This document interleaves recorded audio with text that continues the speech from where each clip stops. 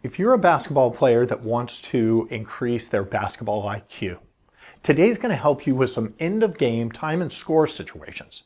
We're going to watch a couple of clips from a college game this past weekend and see how those situations can help you improve your basketball IQ. Let's jump in and discuss.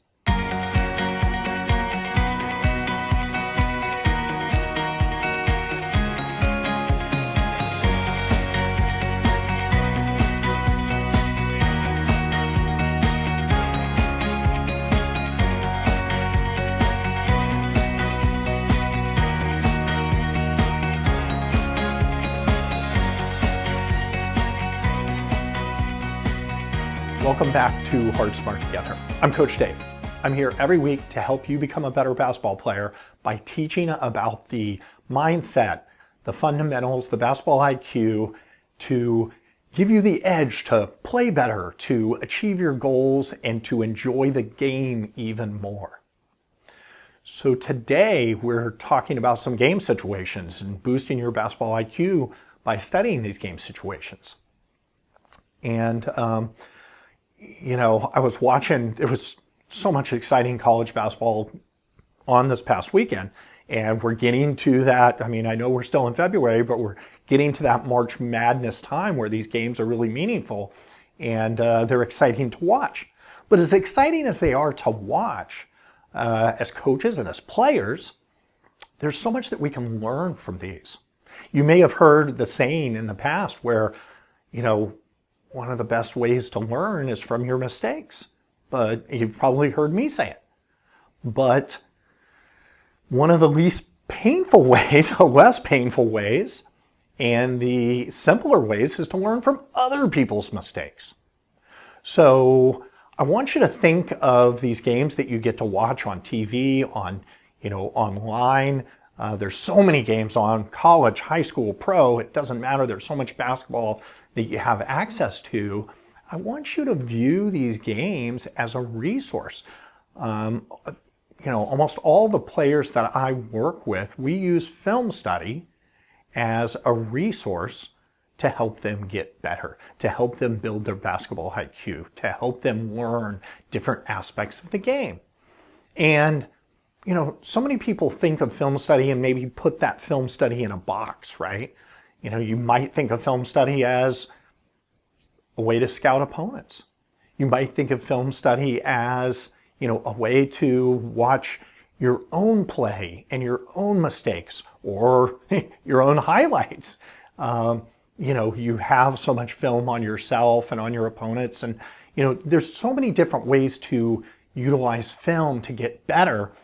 But I think one of the greatest ways is we have access to all these games, and there's so many situations that we can learn from in these games. Utilize that as a resource and utilize that as a learning opportunity. So we're going to dive into one specific game that I was watching this weekend.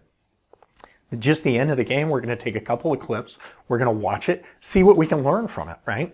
Because it was a great learning experience for any team, any player out there. While I mentioned, film study as resources, I also wanted to remind you of a resource that I make available just for joining me today, just a free gift, a PDF that you can download. I'll put the link below, but it's simply a PDF that has what I call my champion intangibles. And these are intangible skills that every basketball player should be focusing on and working on. So this checklist gives you each one of these skills, and it gives you some ideas of how to implement these skills, how to work on these skills. And it's something that I think will really help you stand out to coaches, help you stand out as a player, and you can really use as a foundation as you grow. So the links below, it's simply hardsmarttogether.com/intangibles. Again, it's hardsmarttogether.com/intangibles. Go ahead and download that, and that's an additional resource that I make available to you. So back to this film study. I was watching this game over the weekend, and the game, you may have seen it. You may have seen the highlights because there was a lot on ESPN after this game was over, and the game that I was watching was Duke at Wake Forest. Really exciting game, came down to the last few minutes, and that's why it made a great opportunity to study. But there was some controversy, there was some excitement and some controversy as to Wake Forest storming the court after the game. So not to blow the lead, but Wake Forest wins the game, and they stormed the court, and there was an injury to a Duke player. So, but beyond all that, that's not what we're going to dive into today. But you may have seen that this game came down to the last seconds, and it was really exciting. So there was two situations that I wanted to cover today, and both of them were at the end of the game. And these two situations, let me tell you, these are the kind of situations, and these were the kind of mental mistakes that have coaches pulling their hair out. Even if they have hair still, if they don't have hair, it has them reaching for their hair to pull out that's not even there. It's just the kind of things that drive coaches crazy. And that's why it's important for players to study it and learn from it, especially when it's somebody else's mistake. And the other thing I wanted to, before we dive into the clips here, but the other thing I want to highlight is, remember, no matter what level you're at, maybe you're a high school player, maybe you're on JV, maybe you're in college, maybe you're, a youth league player, but these are, this is Duke and Wake Forest, this is ACC, these are highly recruited athletes, these are, it's towards the end of the season, and they made these mistakes. So you shouldn't feel bad about the mistakes you're making. You can learn from, but it's great to see that even kind of the top level of the game, the top players in the game are still making these mistakes. And I'm sure that they're going to be doing a film session similar to what we're doing today, where they can see and learn from these mistakes so that as they get further down the road this season, in the playoffs, in their ACC tournament, in March Madness, they don't make these mistakes. So what were the situations? The first situation I want to describe, so there's only 50 seconds left in the game. And Wake gets a possession after a Duke turnover. Now, in this particular moment, 50 seconds to go in the game, Wake Forest is up by 5 points. Okay, so we'll dive into it a little deeper after we watch the clip, but let's roll the clip. And, as you're watching, you're probably going to hear the commentators talk about it as well, but we'll come back and talk about the situation. The ball over to Wake, that one leading to points. 59 seconds to go. Wake into the front court. Reed couldn't haul it in from Salas, and that's costly. Still plenty of time for Duke down by 5. You don't need it. Proctor for Filipowski for 3. Hits! Man. 2-point game. Time and score. Time and score. You've got Duke on the ropes. It's going to come down to you making free throws. You do not need to throw a lob here. 2-on-1 or not. Just a bad game management decision. Jon Scheyer uses his final timeout, and Steve Forbes left shaking his head. Just a bad decision. You're trying to play up to the drama of the moment. Just pull it back out. Keep the pressure on Duke. And then how about Filipowski? His first of the night, 1 of 6 for 3. So you see and you hear the commentators talking about this clip that I just showed you.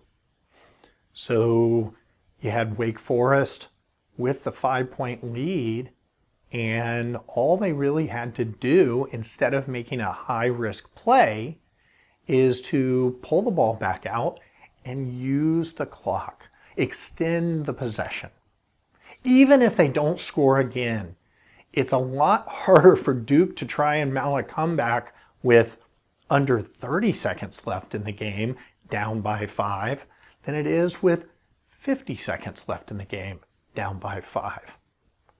So the proper play, although, you're a college athlete and the crowd's going wild and making the The play that would send the crowd even into a bigger frenzy is something that you really want to hear that crowd go wild. You want to put an exclamation mark on this win.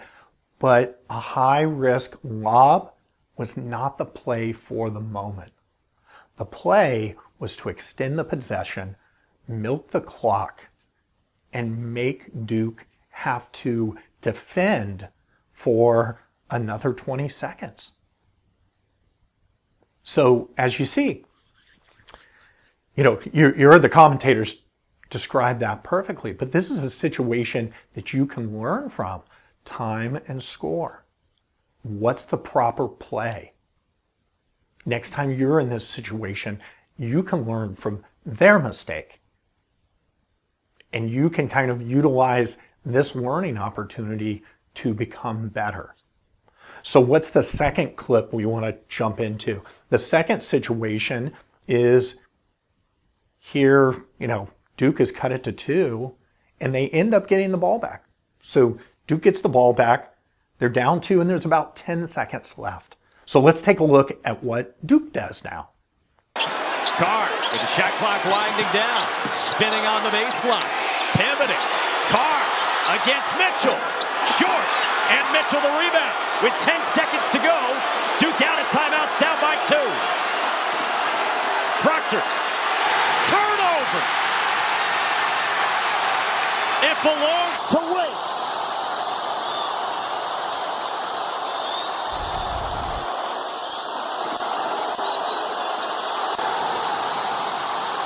Just not having poise in that moment.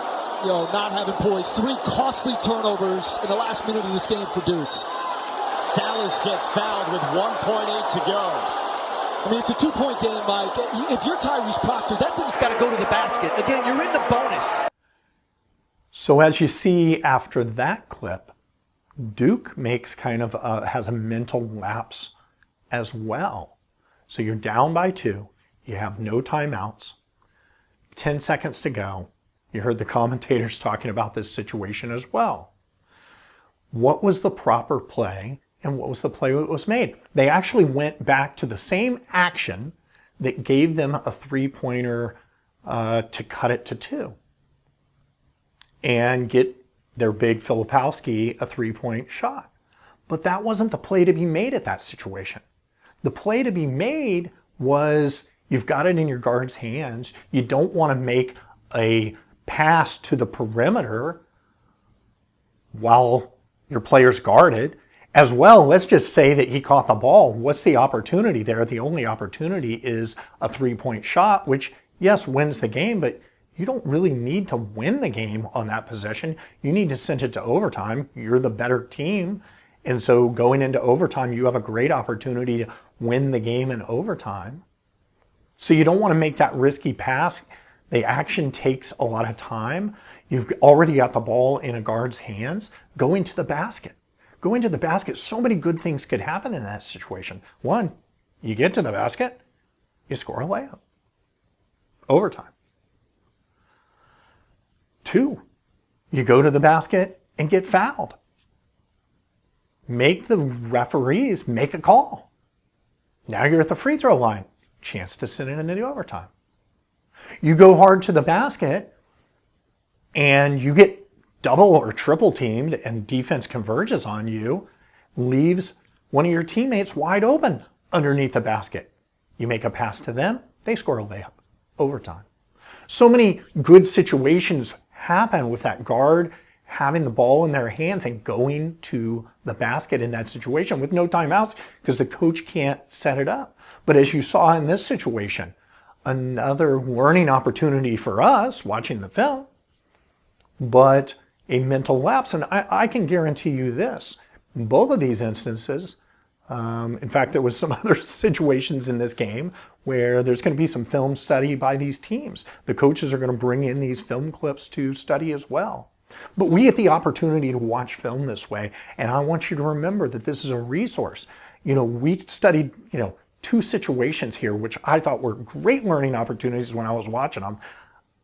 As I mentioned, I just said, that's got to be this week's talk. There's just such an opportunity for every player to learn from these situations. But I want you to think of that as you're watching games going forward this week and this weekend and through March Madness and high school season and, you know, all the film that you have access to. Think of how you can learn from some of these game situations and these mistakes that are happening. I want to thank you as well for being with me this week and for all the video likes and the follows and the shares and things of that nature. But I also would love to see your comments below. I'd love to see if you think that this will help you watch games differently going forward. Will you utilize games not just for your entertainment value, but from a situational learning value?